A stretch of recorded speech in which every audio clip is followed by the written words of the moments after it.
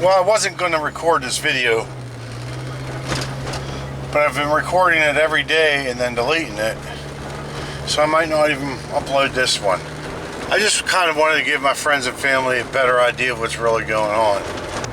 When I was a teenager, I made a left where I should have turned right, and I followed that path, and I knew I was making a bad decision and that I should have turned around and went the other way, but I didn't. I kept on going down that path. Eventually, a bit too late, I decided to make that turnaround. Well, I guess it's never too late, can't say that. I went toward the other way, started fixing my life up. It got better and better. I went through about 2010 a pretty serious depression for a few years. A lot of bad things happened in a couple-year period, and I kind of turned around a little bit for a little while, then stopped, immediately caught myself, so I'm not going down that path again. You know, with heavy alcohol use and coming in late to work and all that bad stuff. So I turned around and started going back the other way, and life got great. I got that job with General Electric. I had 2 or 3 Harleys at one time. I had a Jeep, work truck, a house, you know, all that stuff. Basically, you could say I felt like I was going in the right direction. I had a retirement job, and everything was just going so well. 2020, with the COVID explosion there. Look at this idiot, he parked the wrong way in that Indian, if you can see it. My work consisted of people coming in from all over the world. Very rarely were they coming in from the United States. They were coming in from Egypt, Israel, everywhere. I mean, just all kind of places. They couldn't, there was a travel ban, so they couldn't come in. Mid-2020, we had a conference call. Our plant will be moving its function down to Houston, Texas. And first I was kind of hoping that we were going with them, but it turned out nobody from my plant was going with them. So I don't know what to do now. I had like the best job there. The guy who worked with me got hurt on the job, and so it was just me and basically the whole entire factory. And then the plant manager and the secretary, but the secretary ended up leaving prior to closing. So it ended up being me and the plant manager.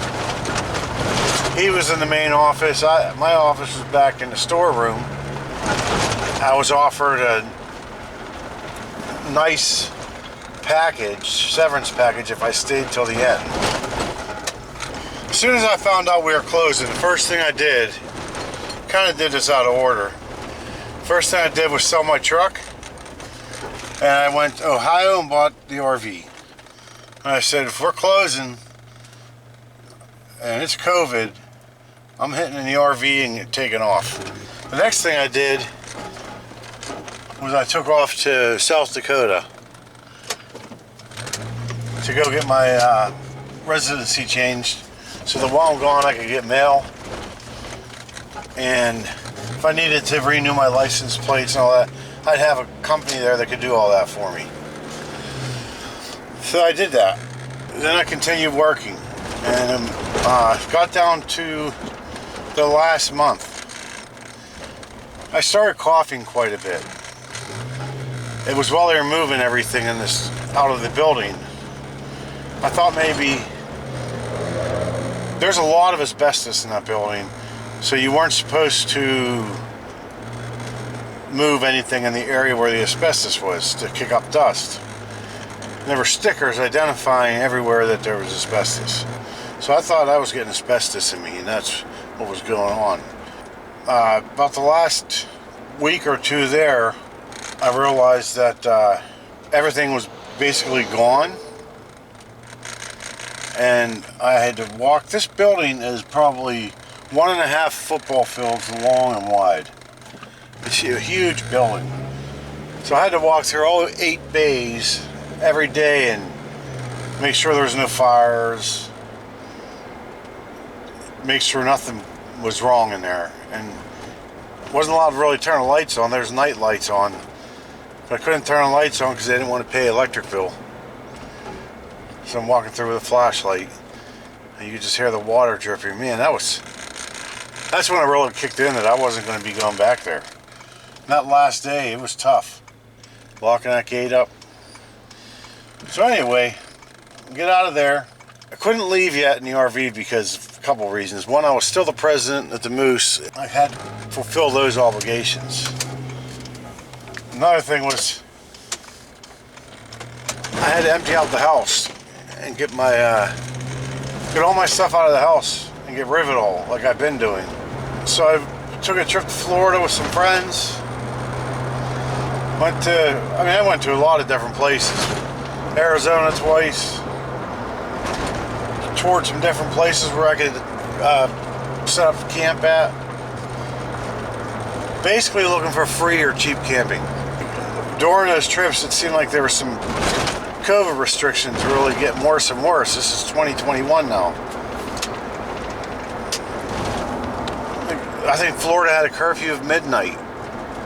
You couldn't drive past midnight on any of their roads. It was weird. So I was like, well, it's kind of pointless to waste your money on going on trips and stuff, taking the RV out, if I'm going to have to check COVID restrictions based on town or state or city or whatever it is. So I'll hold off a little bit. I'll get a job here for a while and see what happens with this pandemic, because I had no clue what was going on. I was in Bisbee, Arizona. I decided that I was going to get a COVID shot. I regret that. I really do. I know 5 people now that have had that shot. They've gotten lifelong sicknesses from it. Potentially lifelong. Illnesses, really, not sicknesses, illnesses. And I'm one of them.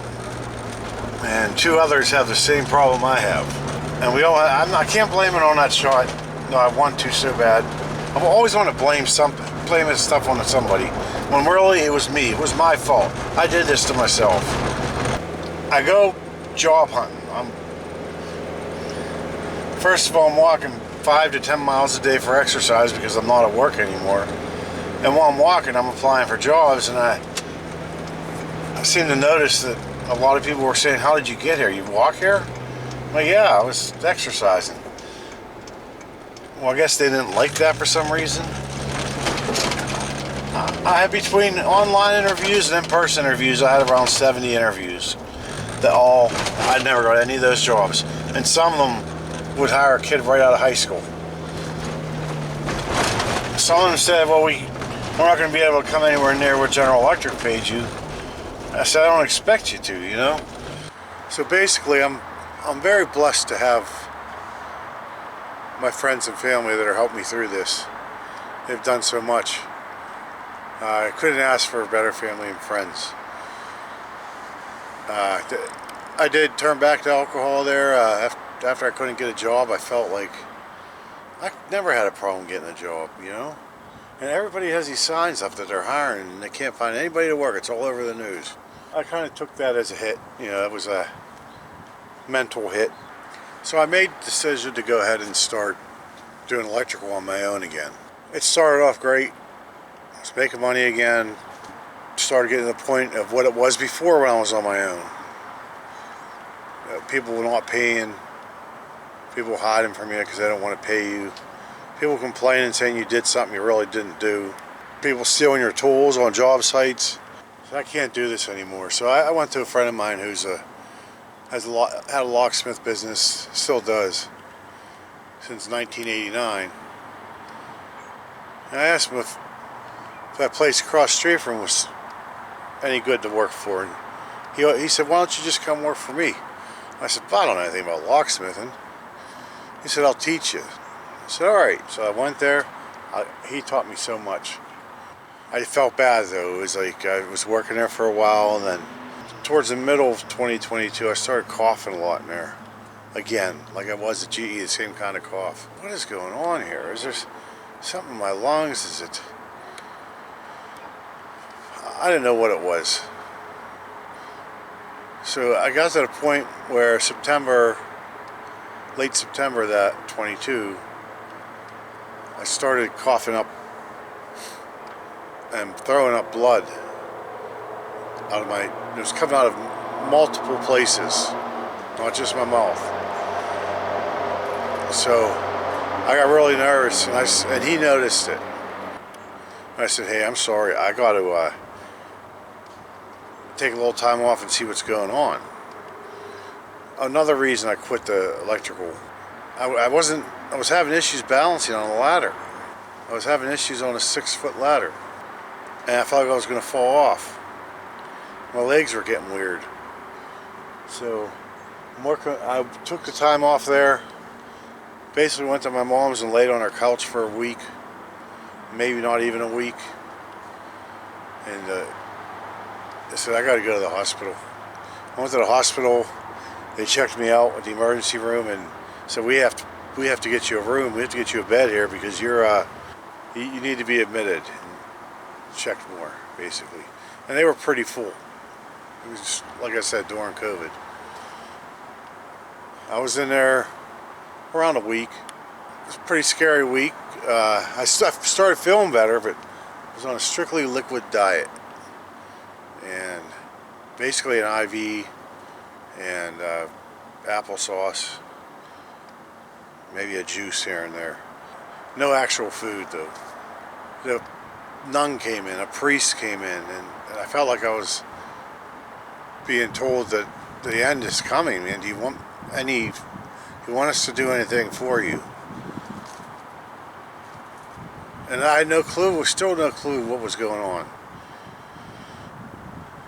First it was, they thought it was a gallbladder, and that wasn't too big of a deal with me. I'm in the hospital. Then I got a team, 5 doctors comes in. My PCP was in there, and my GI was in there, and their teams. At that point, I kind of just felt like the end was there. They're coming to give me bad news. Well, the news that came to give me basically I caused it all. Nobody to blame but myself. From going back to being a teenager, if I would have went down that right path, this stuff, I'm too young, I'm 45. Too young. At the time I was 43, I think. I'll take a little more time off work, but the doctor says, they did colonoscopies, a couple endoscopies, I think it's called, and tons of blood work. I blood work every day, and all kind of imaging, and they kept pushing me around in the bed everywhere to get all this testing done, and every hour they come in a room at night and wake you up to check everything or whatever they were doing. I just wanted out of that hospital so bad. I was starting to feel better, and he said, you got a tear in your colon and stage 3 cirrhosis, and kind of gave me a rundown of what to expect from this, and that's, you quit drinking right now. I mean, you'd never have a drink again, or you might get a couple months. If you quit right now and you don't get the transplant, you might get 2 years till your chances are getting worse and worse. If you do get the transplant, you get another 20 years if you survive the transplant. But he gave me percentages of what to expect from that, all that stuff, and it was really scary. So I got released, had to go to the doctor every 2 weeks to a month, keep getting blood work done. Well, over about 6 months of that, the numbers started to improve. And he's like, well, your numbers are improving, surprisingly. But the medication, they have me on so many medications, they had to keep adjusting them. He said, your kidneys are drying out. It's all stuff my dad had, you know. Trying to hold a straight face here without. So they changed the medication, 2 water pills, had to cut them in half. Try not to dry the kidneys out, but still get rid of the fluid in the body. Things just, the numbers started improving. It got to the point where I was going to the doctor less frequently, and at one point, I think it was October of 23, he said, I'll see you in 6 months to a year, you're doing good. I said, that's wonderful. So at that point, I thought I was just fixed. I had another week or so where I had an issue where I couldn't move my legs, and I couldn't stand at work. I had to keep leaning on the counter. I couldn't move my legs in the morning, getting out of bed. That was the problem. So toward the end of 23, I told my boss I got to take some time off. So I can't get out of bed in the morning. I can't move my legs. There's something wrong again. And I was putting on tons of, 10 to 15 pounds a week, it seemed like. Growing out of clothes like crazy. So I didn't do anything I haven't worked since last year. I've been hoping things would just fix themselves. With relaxing, my doctor told me I shouldn't be working, I should be relaxing. But you can't just not work, you have to make money to live. About 2 weeks ago, I got to the point where I couldn't breathe. My legs, it was real hard to walk. I felt like something was really wrong, so I went to the GI. GI did some tests, said I need you to go in, hey buddy, to the hospital and get some testing done, some ultrasounds and x-rays and blood work. And so the reason I finally decided to go ahead and make this video is because I'm going in tomorrow. I don't know if they're going to admit me or if they're going to just let me go home, and I have an appointment in a month. The doctor will say, here's the results, you need to do this or that, or here's the results, your numbers are actually looking good. But her main thing was the esophagus, with my esophagus. And I'm really nervous about tomorrow. I haven't been sleeping because I lay in bed at 11:30, cover up, close my eyes, and I lay there thinking, what am I going to do? What's going to happen here? What am I going to do? I've already got rid of all my furniture except for my bed. I got most of my stuff out of the garage. I've stopped getting rid of stuff for a second because I was having issues. What am I going to do? And I'd lay there till 6 or 7 in the morning until I finally fell asleep. Plus they had me on 2 laxatives and 2 different water pills, so I was in the bathroom all night also, top that off. I guess I had too much time to lay there and think, and it really can make you think negatively. I don't want to die. But that's when I started to realize that this October is the 2-year mark. So my plans on leaving in the RV are really, unless I get some really good results here, I've got myself into the goofiest situation ever. Now I'm a resident of South Dakota. I'm in Pennsylvania. I can't go anywhere because I'm going to have to see doctors. So do I sell the RV? If I can work at a little efficiency apartment somewhere and go through all this doctor stuff, do I store the RV and do that? Am I going to be able to work? Are they going to let me to work? Or do I sell the tracker